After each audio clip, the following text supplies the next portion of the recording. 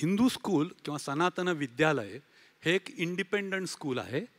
म्हणजे सिडनीमध्ये अनेक शिक्षण संस्था जशा आहेत तशाच प्रकारची ही एक शिक्षण संस्था असेल आणि शालेय अभ्यासक्रम त्या संस्थेमध्ये इतर कुठल्याही संस्थेसारखा असेल. ती वेदिक पाठशाळा नाही. आणि सगळ्यात महत्त्वाचा मुद्दा म्हणजे भारतीय समाजासाठी सिडनीमध्ये स्वतःची अशी वास्तू उपलब्ध नाही आहे आणि ह्या शाळेच्या निमित्ताने अशा प्रकारची एक भव्य वास्तू आपल्यासाठी निर्माण होणार आहे. उदाहरणार्थ हा हॉल मिळवण्यासाठी किंवा अशा प्रकारचा हॉल मिळवण्यासाठी जेवढे कष्ट समितीला घ्यायला लागले ते कष्ट जर हिंदू स्कूल अस्तित्वात येईल त्यावेळेला घ्यायची गरज नाही, कारण 1000 लोकांचा ऑडिटोरियम त्या संस्थेचा भाग असणार आहे. तर अशा दृष्टीने अनेक सोयी आपल्याला त्यातून निर्माण होणार आहेत. कुणाला क्लासेस घ्यायचे असतील, कुणाला काही शिकवायचं असेल तर बाहेर कुठेतरी जाण्यापेक्षा आपली स्वतःची संस्था त्या निमित्ताने निर्माण होईल. 19व्या शतकाच्या शेवटी स्वातंत्र्य चळवळीला वेग येण्यापूर्वी नामदार गोखले, लोकमान्य टिळक, आगरकर इत्यादी नेत्यांनी प्रथम काय चालू केलं असेल तर शाळा चालू केल्या. आणि हे शाळेचं वैशिष्ट्य आहे की त्यामुळे सामाजिक आणि राजकीय नेतृत्व निर्माण होतं की जे समाजाला पुढे घेऊन जातं. त्यामुळे शाळा ही केवळ शाळा नसून समाज घडवण्याचं ते एक मंदिर आहे. ह्या दृष्टीने आपण ह्या प्रकल्पाकडे बघितलं पाहिजे. तुम्हाला माहिती असेल की हा प्रकल्प $23 मिलियन आहे. त्यापैकी $5 मिलियन याआधीच देणगी आणि कर्ज या स्वरूपात उभे राहिलेले आहे.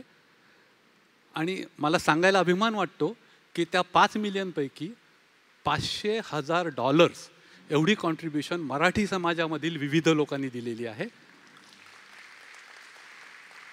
आणि त्याबद्दल मी आम्हा सर्वांच्या वतीने, संस्थेच्या वतीने आमचं ऋण व्यक्त करतो. आणि यानंतर शाळेसंबंधीची अधिक माहिती माझे सहकारी देतील.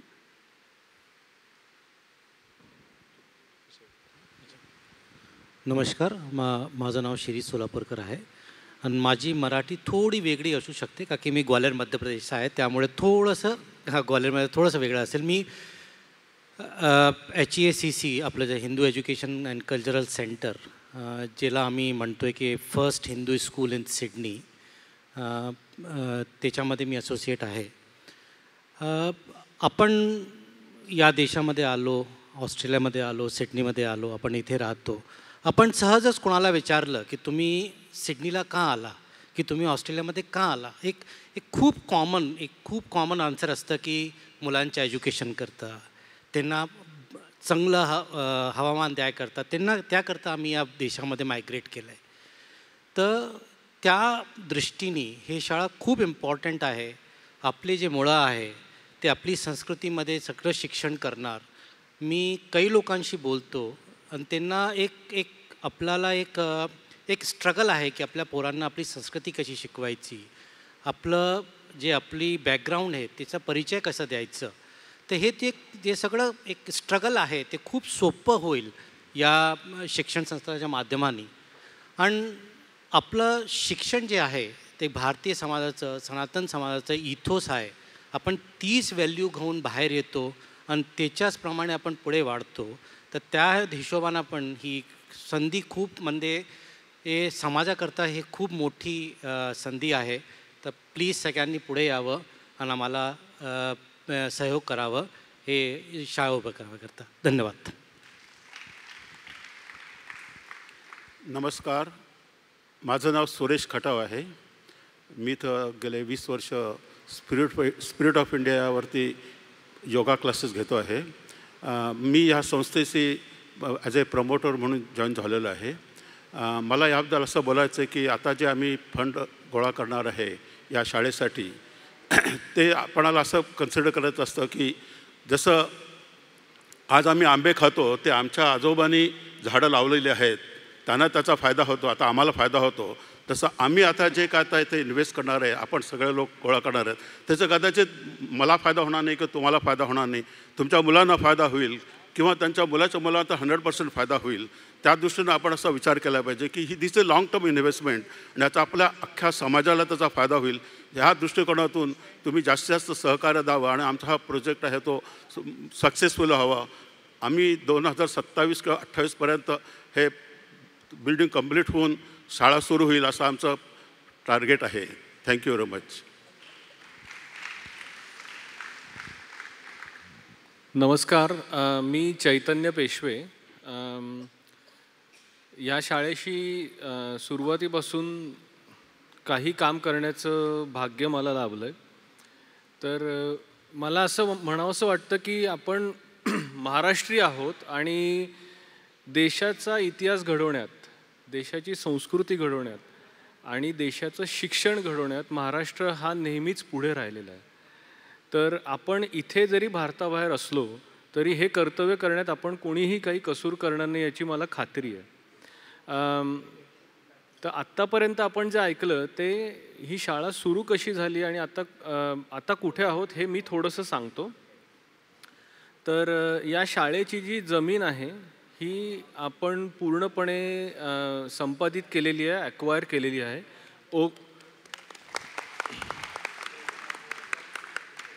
ओकव्हिल किंवा बॉक्स हिल हे ट्विन सबर्ब्स आहेत, तिथे ही जमीन आहे 5 एकराची आणि त्याचे संपूर्ण पैसे दिले गेलेले आहेत आणि त्याचं जे सर्टिफिकेशन आहे तेही झालेलं आहे. आता ह्याच्या पुढे जे आहे ते आपलं सगळ्यांचं काम असं आहे की शाळेसाठी लागणारे पुढचे जे फंड्स आहेत ते फंड्स देण्यासाठी आपण सर्वांनी सढळ हाताने पुढे यावं आणि फक्त आपणच नाही, आपले जे समविचारी लोक आहेत त्यांनाही पण पुढे आणावं. आणि आणखीन एक महत्त्वाचा मुद्दा असा आहे की आपण सगळे एक जर अशी रिले रेस असेल तर जसं आत्ता सुरेशजी म्हणाले तसं की ही बॅन्टन रेस आहे. तर आत्ता आपल्या हातात ही बॅन्टन आहे कारण आपण आत्ताच्या पिढीचे प्रतिनिधी आहोत. पुढच्या पिढीच्या हातात देण्यासाठी आपण काय करतो हा विचार सर्वांनी करावा. आणि ही शाळा ही फक्त भारतीय लोकांसाठीच नसून आपण भारतीय इतरांना सुद्धा या शाळेत इन्व्हॉल्व करू शकतो हा महत्त्वाचा विचार आहे. तर आपल्या भारताबद्दल कुतूहल असलेले इथले कितीतरी लोक आहेत त्यांनाही आपण ह्याच्यात इन्व्हॉल्व करू शकतो. धन्यवाद.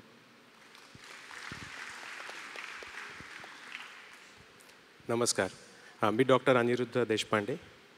पुण्याचा असूनसुद्धा माझं सार्वजनिक मराठी जरा कच्चं आहे त्यामुळे मी इंग्लिशमध्ये बोलीन. Firstly, I would like to congratulate the organizers. This has been a fantastic event. मी या संस्थेत जॉईन झालो आणि फाटक सरांनी सांगितल्याप्रमाणे I have found it very satisfying and gratifying. Practising doctor असूनसुद्धा I can help a lot. आणि हे मोठं शिवधनुष्य उचलायला निघालो आहे आपण. $23 million जसं फाटक सर म्हणले. Both political parties have promised bipartisan support of $8.5 million. आणि तरी बऱ्यापैकी काम शिल्लक आहे, अजून निधी गोळा करायचा आहे. आणि आता मकरंदजी सांगतील की each of us can contribute in our little way, a big way, corporate social responsibility opportunities किंवा घरगुती समारंभातल्या ऑपॉर्च्युनिटीज सगळ्या आपण एकत्र आणल्या पाहिजेत. आणि Marathi part of this Sanatan Sanstha should be a strong presence. The last thing I would like to say की ही जी टीम आहे ज्याच्यात मराठी सोडूनसुद्धा बाकीचे लोक आहेत ही अनयुजली हार्मोनियस आहे. सो तुम्हाला कुणाला जॉईन व्हायचं असेल तरी जरूर you will enjoy the journey. Thank you. धन्यवाद. सो आता आपल्याला जस्ट क्विकली मी थोडंसं सांगतो की आपण कसं पार्टिसिपेट करू शकतो. आता अनिरुद्धजी जसे म्हणाले तसं फंड्स तर आपल्याकडे आहेच, पैशाशिवाय काही होत नाही. तर पैशाच्या लेवलवरती करू शकतो, व्हॉलंटिअरिंगच्या लेवलवरती करू शकतो आणि स्प्रेड द वर्ड म्हणतो तसं करू शकतो. तर बेसिकली सगळी माहिती आपल्या वेबसाईटवरती आहे, HEACC.org आपली वेबसाईट आहे. वेबसाईटला जरूर भेट द्या. आपलं फेसबुक पेज आहे त्याच्यावरती वेळोवेळी आपण अपडेट टाकत असतो, त्याला भेट द्या. पण बेसिकली त्याच्यावरती आपल्याला कॉन्ट्रीब्यूट नावाचं एक सेक्शन आहे, ज्याच्यामध्ये आपले वेगवेगळे ऑप्शन्स अवेलेबल आहेत. ज्यांना शक्य आहे त्याच्यात 25,000, 10,000, 3,000 असे वेगवेगळे स्लॅब्स आहेत ज्याच्यामध्ये आपण कॉन्ट्रीब्यूट करू शकतो. पण जस्ट जनरल टर्म्सवरती आपल्या सगळ्यांना जमेल असं एक ऑप्शन आपण रिसेंटली चालू केलेला आहे, आणि तो म्हणजे की $100 पर मंथ अशी 36 महिन्याची कमिटमेंट आपण करू शकतो, जी आपण रेग्युलर जे नेट बँकेमधनं आपण रिकरिंग पेमेंट्स लावतो तशातनं करू शकतो. अजिबात अवघड नाही आहे आणि सगळ्यांना आपल्याला खिशाला परवडेल अशी आहे. म्हणजे अगदी थोडक्यात सांगायचं तर कॉफी अ डे असं जे आपल्याकडचं एक कॉमन इकडचं मेजरमेंट आहे, त्या मेजरमेंट बसण्यामध्ये बसणारं हे कॉन्ट्रीब्युशन आहे.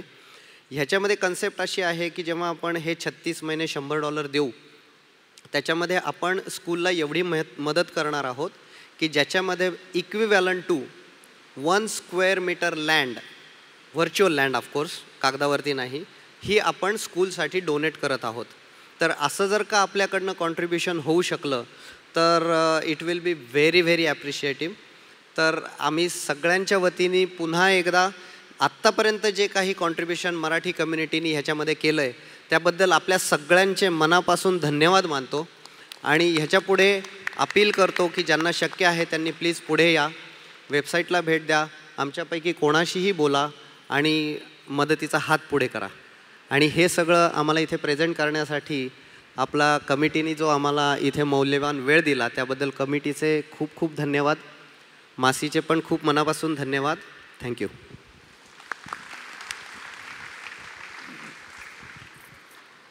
धन्यवाद इथे येऊन तुम्ही तुमच्या संस्थेची माहिती दिल्याबद्दल, आणि या प्रकल्पासाठी तुम्हाला खूप खूप शुभेच्छा आणि अभिनंदन. थँक्यू. आता अशीच एक दुसरी संस्था आहे ज्याला आपण कट्टा या नावाने ओळखतो. तर मराठी कट्टा ऑस्ट्रेलियाचे काही रिप्रेझेंटेटिव्ह आपल्यासमोर येणार आहेत त्यांच्या संस्थेची माहिती सांगण्यासाठी.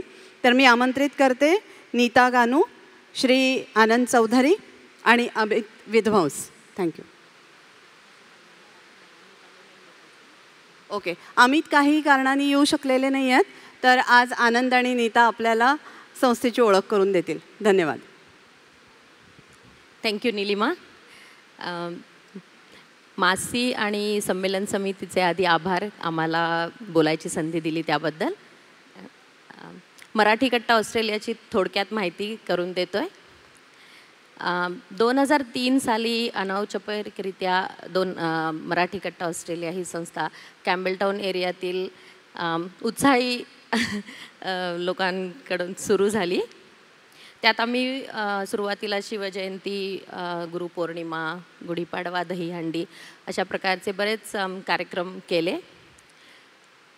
त्यानंतर 2004 साली कॅम्बेलटाऊन काउन्सिलमध्ये मराठी लायब्ररी पण म्हणजे कॅम्बेलटाऊन काउन्सिलच्या लायब्ररीत मराठी पुस्तकं उपलब्ध झाली.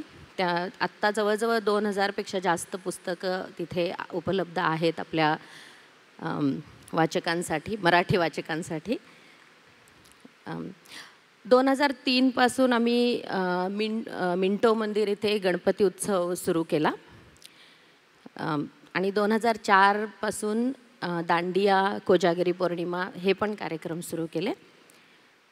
आणि 2012 मध्ये मराठी कट्टा ऑस्ट्रेलियाला DGR स्टेटस मिळालं.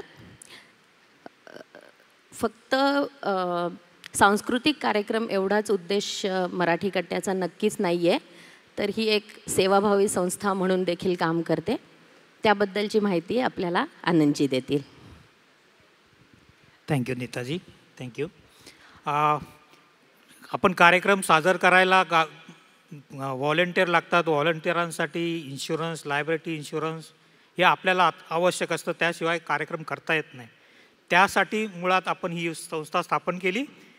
सुरुवातीला फक्त दर महिन्याला एकत्र येत होतो आणि कार्यक्रम करत होतो, पण प्रत्येक वेळी इन्शुरन्सचा प्रॉब्लेम येत असल्यामुळे ही संस्था आपण स्थापन केली. मेन मोठा कार्यक्रम आपला असतो मिंटो मंदिरातला गणपती उत्सव. तिथे भजन संध्या हा आपल्यापैकी बऱ्याच कलाकारांनी भाग घेतलेला कार्यक्रम आहे. भजनाचा नंतर महाप्रसादाचा कार्यक्रम असतो.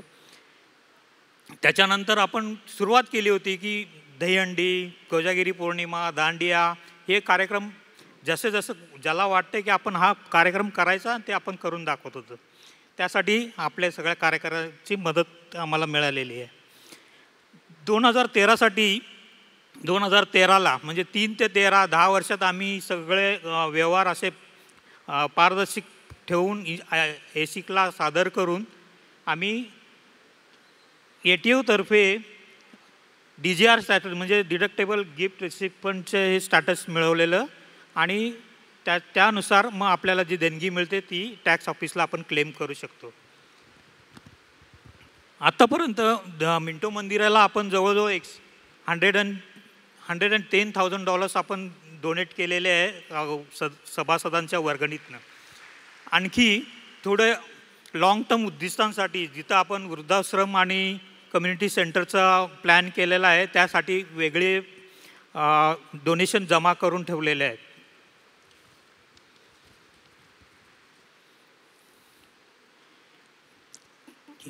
तर ह्यासाठी जे स्वयंसेवक आणि सदस्य प्रायोजक आपल्याला हवे असतात त्यांच्या सगळ्या मदतीने आपण आपले हे कार्यक्रम सादर करत असतो. त्यातला एक दुसरा भाग आपण यूथसाठी पण केलेला आहे की आपल्या समाजातल्या तरुण मुलांनी त्यांच्या स्वतःच्या स्वयं याच्यानी बॉईज विल बी बॉईज आणि अनस्पोकन असे नाटक आपण लिव्हरपूलच्या कजुला आर्ट सेंटरमध्ये सादर केलेले आहेत आणि त्यालाही आपल्याला जवळजवळ दोन प्रयोग सगळे हाऊसफुल झालेले आहेत. नंतर आपण सामाजिक याच्यासाठी बियॉन्ड ब्लूच्या मदतीसाठी एक फंड रेजिंग कार्यक्रम केला होता आणि तेव्हा $4,500 डोनेशन दिलेले बियॉन्ड ब्लूला. आणखी कोविडच्या काळात सेवा ऑस्ट्रेलियाला आपण सभासदांच्या डोनेशनमधनं जमा झालेले पैसे जवळजवळ $5,000 आपण त्यावेळेस त्यांना दिलेलं आहे. अशा तऱ्हेने अजून सभासदांच्या सहकार्याने आपली ही संस्था पुढे चालत राहील. Thank you very much. धन्यवाद. धन्यवाद.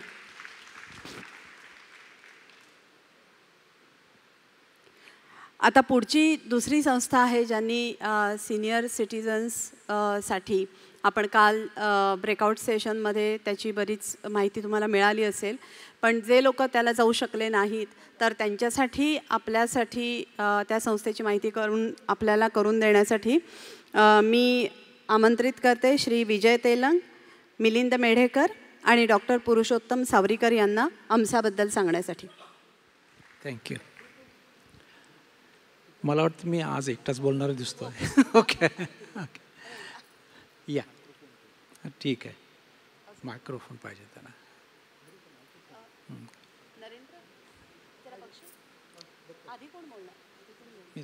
ओके बोलो.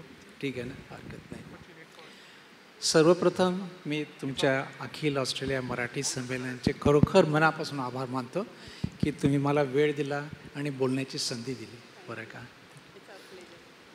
थँक्यू. पहा, आपल्या आयुष्यामध्ये केव्हा संध्याकाळ येते हे आपल्याला कळत नाही आणि कशी येणार हेही आपल्याला कळत नाही, नाही का.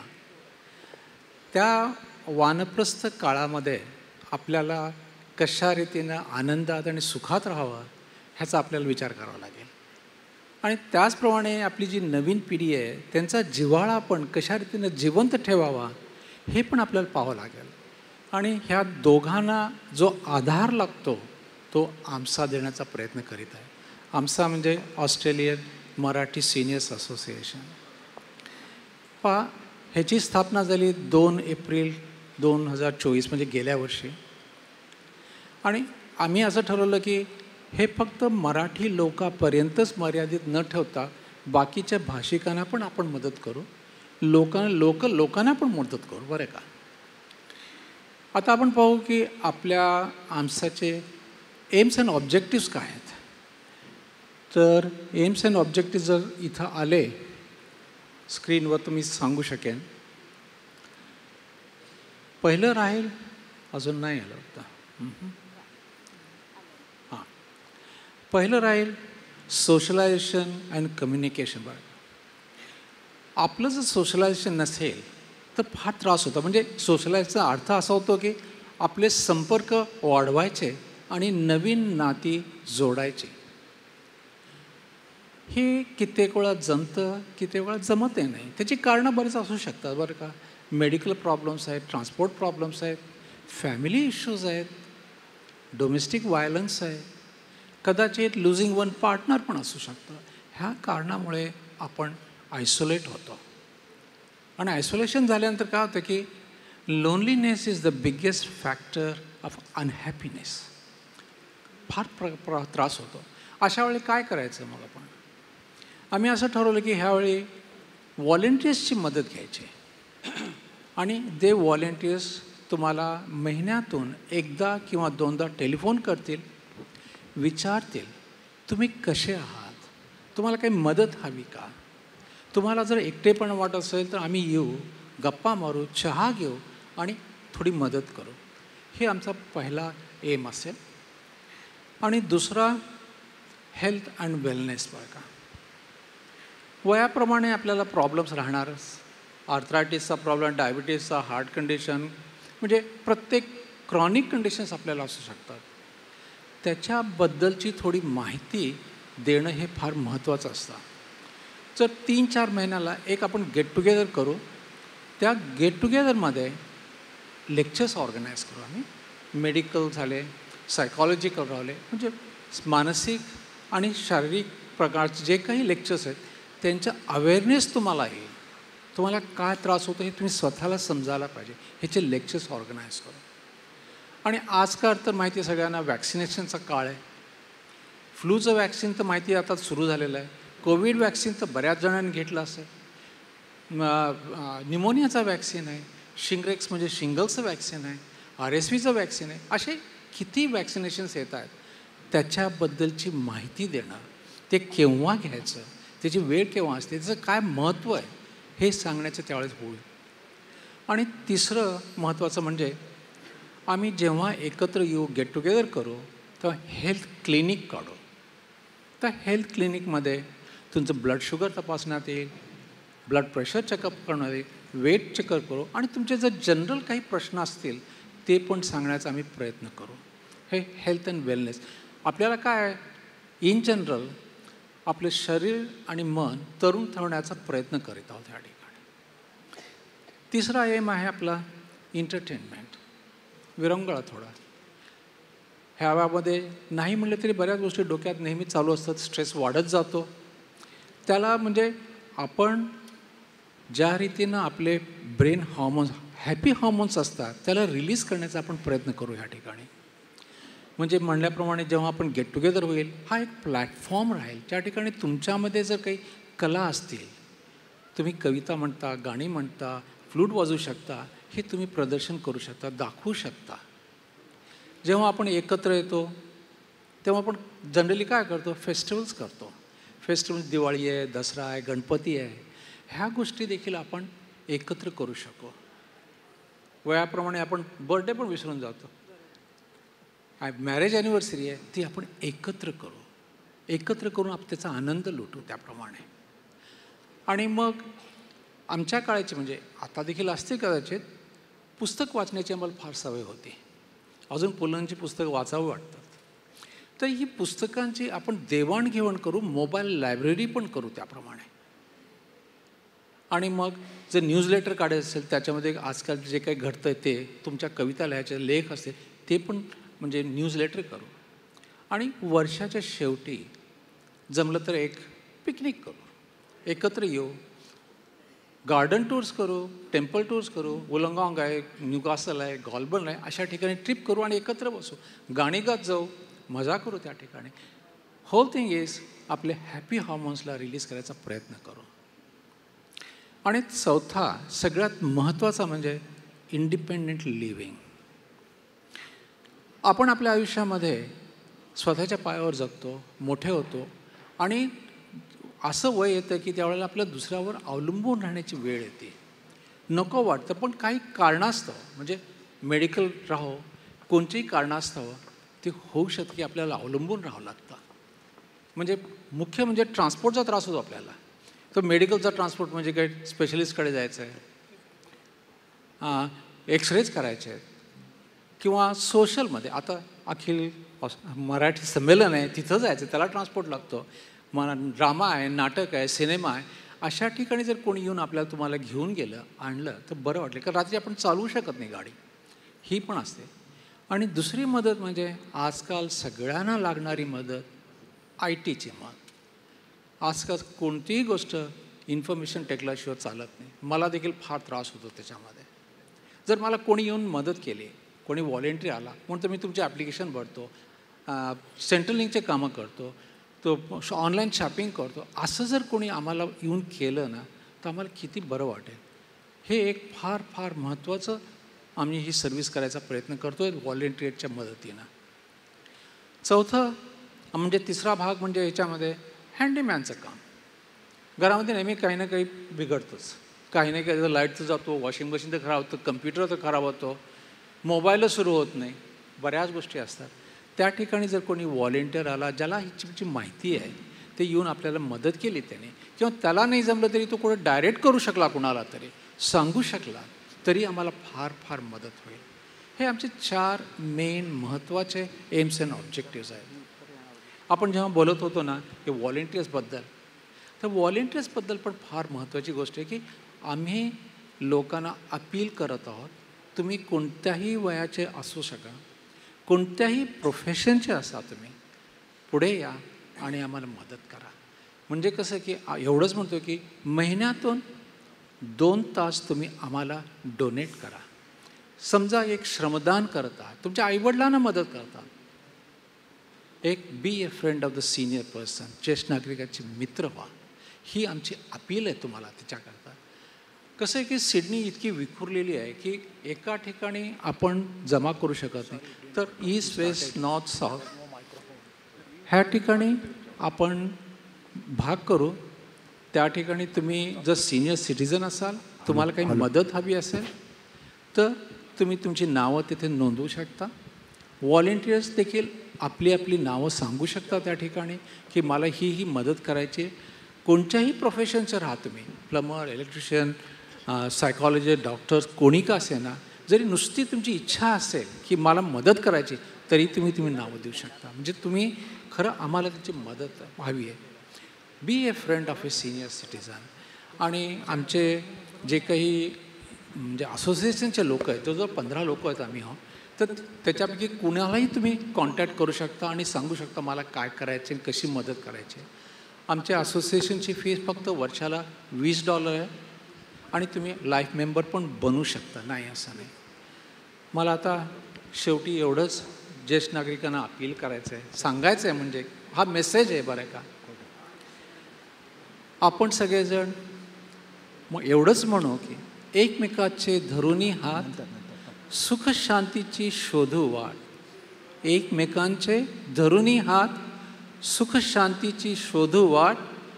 चला राहू आनंदात आयुष्याच्या उतरंगात. नमस्कार. Thank you so much doctor Savarikar. आणि नक्कीच मला वाटतं बरेच व्हॉलेंटियर्स तुम्हाला मिळतील, कारण अनेकांना अशा प्रकारची मदत नक्कीच करायला आवडेल आणि तेवढा तर वेळ नक्कीच आम्ही काढू शकू. धन्यवाद. आणि आज नवीन पाहुणे आपल्याकडे रविवारच्या कार्यक्रमासाठी आलेले आहेत, तर त्यांच्यासाठी हा एक सरप्राईज हे असणार आहे. तर कोण येणार आहे आता? वासुदेव. कारण दिवसाची सुरुवात आपण कशाने करतो? वासुदेवाने. तर वासुदेव तयार आहे का? गिफ्ट आहेत का? आला आवाज, आला आवाज, आला.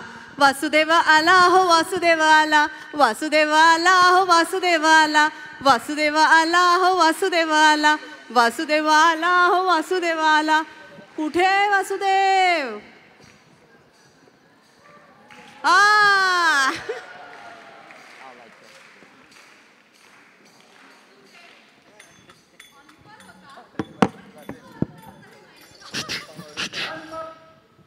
इतका ऑन कॉल होता हे माहिती नव्हतं. नमस्कार. आज नवीन लोक आले तसं मला कळलंय. कोण कोण आहे नवीन? आहे का? वा वा वा, नवीन चेहरे. नाही पण मला माहिती तुम्ही काल होता ते.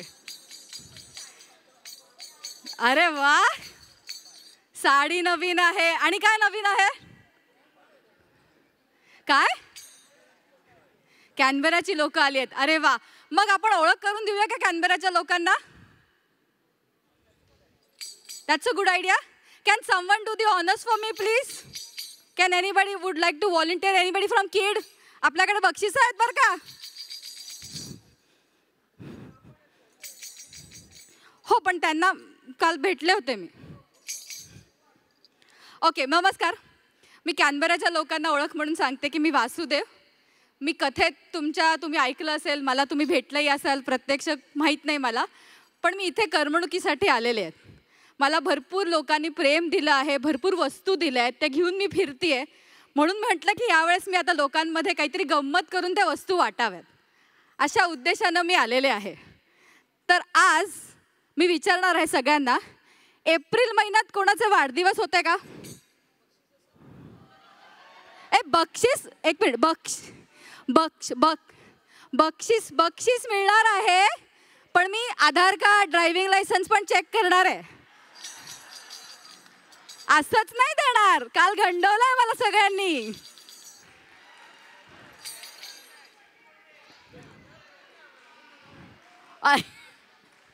बरं, एक मिनिट, परत एप्रिल महिन्यात कोणाकोणाचे वाढदिवस आहेत? एक मिनिट, मला ऐकू नाही येते, मी मागे जाते. एक मिनिट, मला ऐकू नाही येते. एक मिनिट, आले. विचारणार हळूहळू. सॉरी. कॅनबेराहून प्रांजली पलनेटकर आणि तिचा वाढदिवस आहे आज. या बात आहे. मला हळूहळू त्याच्याकडेच यायचं होतं की आज कोणाचा आहे. तर यावं आता. आज कोणाचा वाढदिवस आहे? आज वाढदिवस आहे. आधार card, driving licence.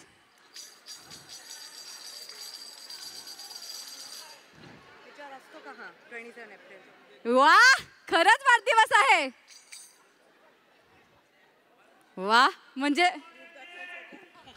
Should I believe you? Milind काका, तुमचा पण वाढदिवस आहे? आज पाहिजे होता काका. आता 4 जण आहेत माझ्याकडे.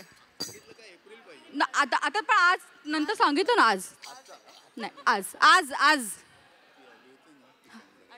अच्छा, नमस्कार. हो, okay. Many happy returns of the day. पण मी आज पण आहे ना सगळ्यांना आता एक प्रश्न विचारणार आहे. त्याचं उत्तर ज्याच्याकडे आहे, त्याचं उत्तर पटकन मला द्यायचंय, त्याला बक्षीस मिळणार आहे. कारण आपल्याला बक्षीस आता शेवटचा दिवस आहे ना, म्हणून. हां, पण आहेत ना, भरपूर लोक आहेत आणि गेम्स पण भरपूर आहेत. पटकन 5 सेकंदात मला की नाही 5 संगीत नाटकांची नावं सांगा. संशय कल्लोळ, कट्यार काळजात घुसली, मान अपमान,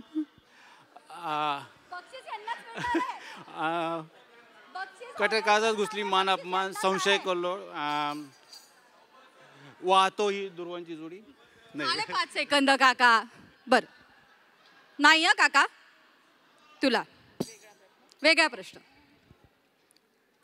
मला की नाही 5 कवींची नावं सांग आणि त्यांच्या कविता. नाही, कवी आणि कविता 4, 2, 3. आता मी ब्लँक झाले. नाही, sorry. I mean I know, पण आता मला येणार नाही. श्रावण मासी हर्ष मानसी हिरवळ दाटे चोहीकडे. सुधीर भट. ओके. सावरकर. प्रेमचंद पण होते, पण हिंदीतले. ओके. आणि ऑडियन्सची मदत आपण ऑडियन्सची मदत घ्यायची आहे का? सावरकर. हां, आणि कुसुमाग्रज. अमिताभ बच्चनचे बाबा कोण होते? पाडगावकर. या बात आहे. वाढदिवस आहे, नाराज तर करायला नाही पाहिजे, पण will come to her also. मला की नाही 5, मला की नाही 5 नंबर आवडतो म्हणून 5. नाही थोडंसं काहीतरी ना, कारण आपल्या म्हणजे लोकांना, नवीन पिढीला थोडंसं काहीतरी साहित्याची आपण ओळख करून देऊ म्हणून मला 5 लेखक सांग. पु ल देशपांडे, वपू काळे, अत्रे,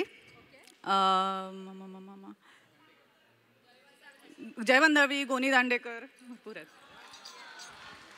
जिंकले जिंकले, तिघांना बक्षीस देऊ? चालतंय.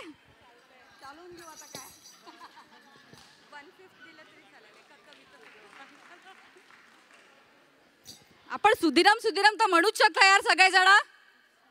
चला म्हणा. अरे ऍक्च्युली म्हणा म्हणा. नाही नाही, अरे any.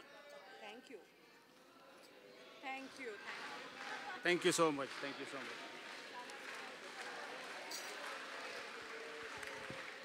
Thank you so much. Hip hip hooray. Thank you so much. Vasudev परत येईल थोड्या वेळाने. अरे हो, नाव sorry Vidula Mogarkar. Thank you. Mahesh Shinde. Pranjali Palnitkar. Thank you so much. चला भेटू पुढच्या वेळेस.